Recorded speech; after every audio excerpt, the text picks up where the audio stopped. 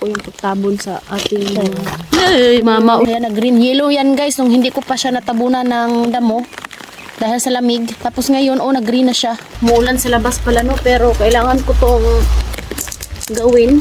Nakastart na akong maglagay ng mga naputol ni Papa na damo ba. Hinabunan ko yung mga tanim ko. Ito yung nakasurvive sa lamig last week. And yung iba namatay. Tapos ito nga, tinabunan ko yung ampalaya last week. 50-50 to guys. Pero ngayon, nabuhay siya. So ayan, lumaki na yung ampalaya ko no. Tapos, ayan na green. Yellow yan guys. Nung hindi ko pa siya natabunan ng damo dahil sa lamig. Tapos ngayon, nag-green na siya. Bukas is 14 degrees. Bumalik ulit yung lamig. So kaya kailangan ko tong tabunan lahat yung mga seeds ko na isyan. Yung sitaw, kunti na lang yung natira pero nagdilaw nga yung dahon. Pag bukas guys, malamig. Tsugi talaga to sila. May yung mga ampalaya ko, tingnan nyo. Tumubo na. Yan. Ganda ng tubo.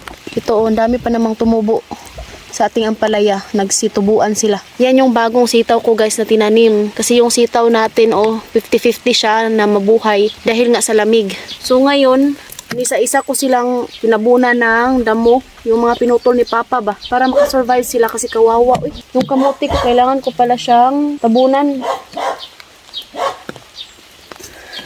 Ito guys, uupo tinabunan ko siya Kasi nga, parang ito na lang yung natira sa aking upo. Yan, nakalinya yan dyan, upo. 2 lang yung nakasurvive or 3.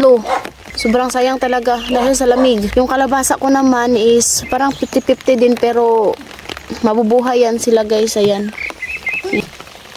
Yan. Kailangan kong tabunan to guys. Continue ko yung pagtabon sa ating... Ay, mama, uy. Ang ganda ng tubo ng mama guys. Yung kamatis nila pa. Umunga na rin. Dito tayo dito.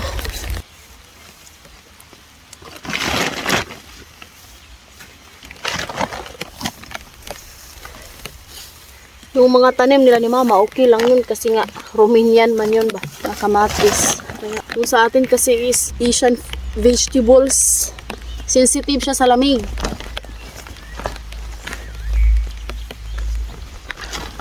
Kaya kailangan talagang tabunan. Ang ganda ng tubo ng kamatis nila ni mama.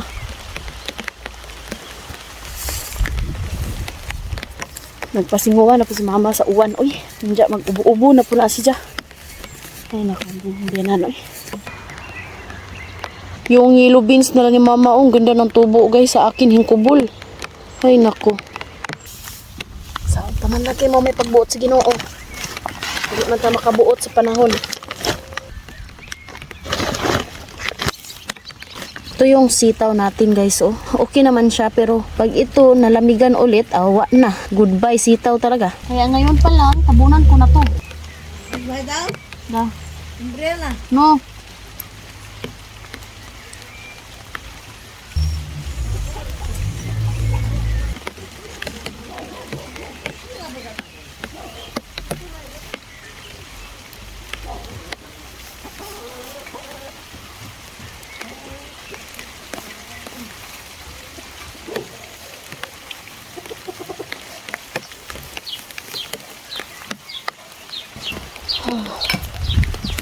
Yung kamote ko.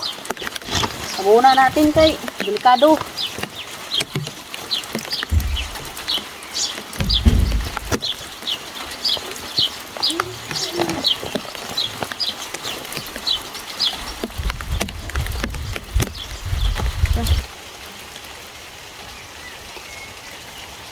So ayan guys no, yan yung update natin.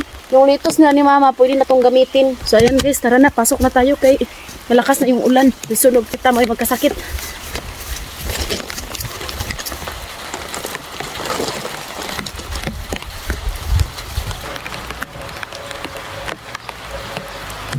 Ito lang naman guys, we love you all.